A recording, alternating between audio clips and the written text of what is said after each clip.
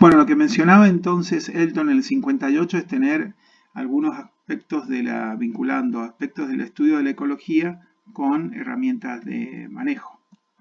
Esto no es trivial porque en realidad lo que proponía eran cuestiones muy sencillas, pero no es trivial lo que proponía, evitar el arribo de las especies invasoras, erradicarlas o controlarlas. Esto no es un dato menor, teniendo en cuenta que hay situaciones que son preferidas o ideales y hay situaciones que son menos preferidas. Entonces, la prevención, la erradicación y el control tienen distintos efectos y costos y se hacen y se podrían hacer en diferentes condiciones, cada una de ellas. Piensen entonces qué ocurriría con el jabalí, en el caso de ustedes, qué ocurrió en tiempo histórico, qué ocurrió en tiempo histórico reciente y qué ha ocurrido ahora y qué se puede hacer ahora. La erradicación, si bien es la eliminación de todos los individuos de una determinada población de una zona definida y dentro de un espacio plazo prescripto, tenemos que no es tan fácil establecer criterios de erradicación, tampoco de prevención, y muy difícil los de control también, pero no imposible. Veamos algunos modelos. Tenemos un modelo en el que podemos establecer prioridades para la erradicación. Las prioridades para la erradicación las podemos establecer según este modelo en la posibilidad de remover o de restaurar el sistema en función de o el impacto presente o el potencial impacto futuro. Veamos para el impacto presente con la erradicación, la prioridad de erradicación. Si el impacto presente es alto y la capacidad de remover o de restaurar también es alta, entonces intervengo erradicando. Ahora, aunque el impacto presente fuera alto y yo tengo baja capacidad de poder remover el efecto, y bueno, tendré una prioridad media, no será tan alta. Por el contrario, si estimo que mi capacidad de remover o de solucionar el problema, la posibilidad, la accesibilidad, la factibilidad es baja, es baja, la capacidad de hacerlo, lo puedo hacer con facilidad, entonces, y el potencial y el futuro impacto es muy alto, lo que primero tengo que hacer es prevenir. Le doy prioridad alta a la prevención. Voy a evitar que ingrese, voy a darle prioridad alta, voy a evitar a que ingrese la especie invasora, dada que su potencial impacto es muy alto en el futuro y yo tengo poca capacidad para responder a ese impacto. Piensen también en el jabalí, ¿no? Donde estuvo históricamente esto fue inadvertido por varias razones.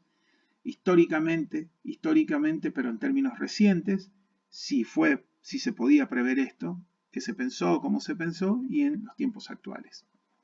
Entonces ahora si vemos la intencionalidad en una dimensión aumentando disminuyendo de este sentido hasta acá, y la no intencionalidad de la introducción en esta otra vía, lo que vemos es que la introducción inicial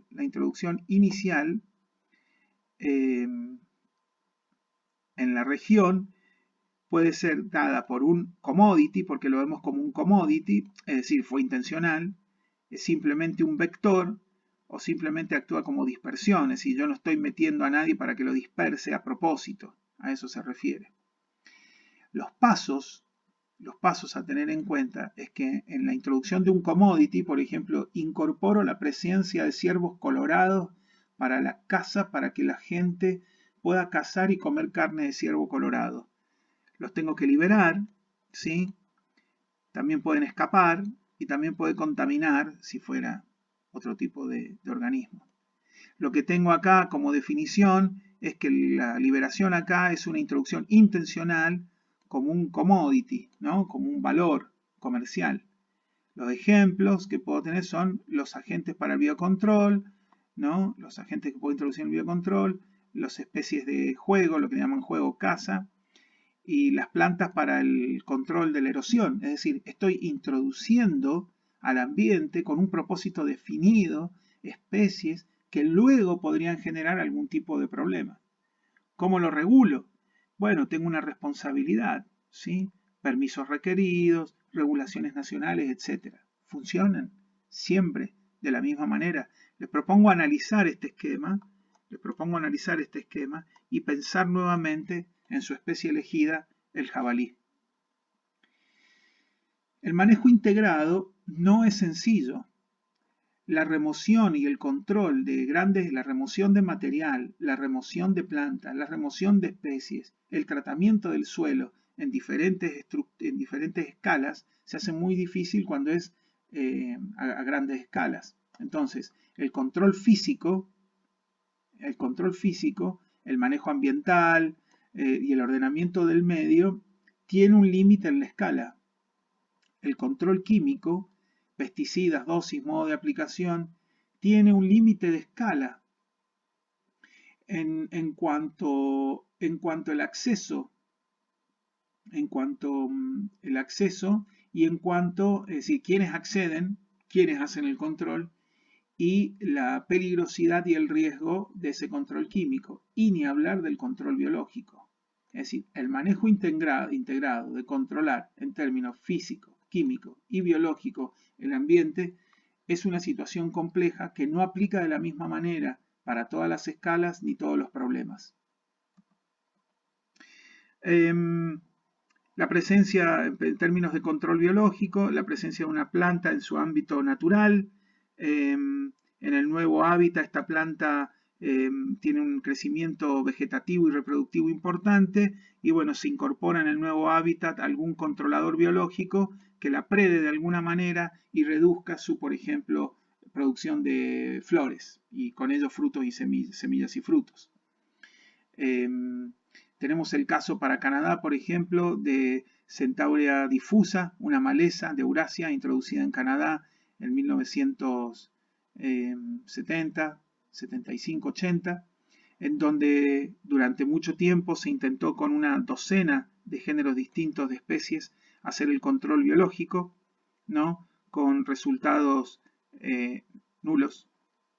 El número de plantas por un cuarto de metro cuadrado se mantenía bastante constante, es muy invasora esta planta, hasta que encontraron la capacidad de Larinus, un escarabajo que, sobre todo en la estación seca, que es donde había mayor control y mayor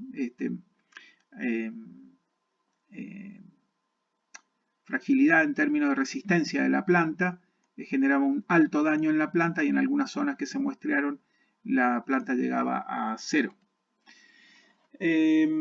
Pero claro, las invasiones, el control biológico tardó 20 años. 20 años se tardó en descubrir cuál era, la especie que podía controlarlo. Y en el medio, 2 especies. Hay que tener mucho cuidado con el control de las invasoras, que tiene que ser siempre en un contexto adecuado. ¿Por qué el contexto adecuado? Porque el remedio podría ser peor que la enfermedad. El efecto de erradicación de las cabras en una isla en el Pacífico, en el Pacífico de Oriente, en el Pacífico en Sumatra, Indochina, en esa región, el efecto de la erradicación de cabras liberó la expansión de una enredadera exótica de la cual no se tenía registro.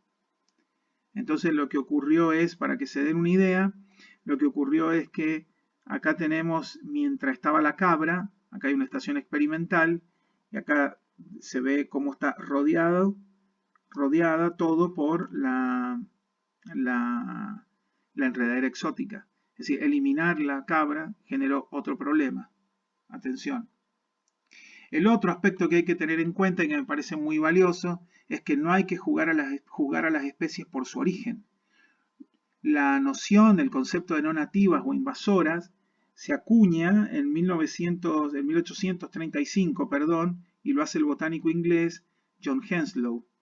Luego fue adoptada para demarcar las especies del Reino Unido de otras, es decir, todo lo que no es del Reino Unido es exótica. Y nosotros hemos heredado esa concepción. Acá hay un problema. No todas las especies que son exóticas de un lugar funcionalmente funcionan como invasoras y finalmente generan los problemas que hemos descrito. Hay que tener cuidado ahí por una cuestión del punto de vista filosófico, también ético, político, ¿sí? Pero al mismo tiempo que no sea esto lo que descuide el pensamiento robusto, crítico y reflexivo acerca de la biología de las especies en términos funcional y no de su precedencia. Mucho ojo. Esto dio mucho debate, ¿no? Son las invasoras, es lo exótico, todo lo exótico es nocivo. Ojo ahí. Y finalmente, con esto termino, los y las invito a hacer un seguimiento, y se lo voy a proponer como una tarea corta, pero vinculada a la teoría, hacer un seguimiento de lo que se denomina el Sistema Nacional de Información sobre Especies Exóticas Invasoras. Les voy a hacer algunas preguntas ahí al final de la teoría, cuando suba los videos, vinculados a ¿de quién depende esto? ¿Del Estado Nacional? ¿De empresas? ¿De organizaciones? ¿Quién la financia? ¿La financia el Estado? ¿Se autofinancia? ¿Qué trabajo hace? ¿De qué tipo? Vamos a prestarle atención entonces a especies invasoras desde un punto de vista no solo biológico, sino también ético y político.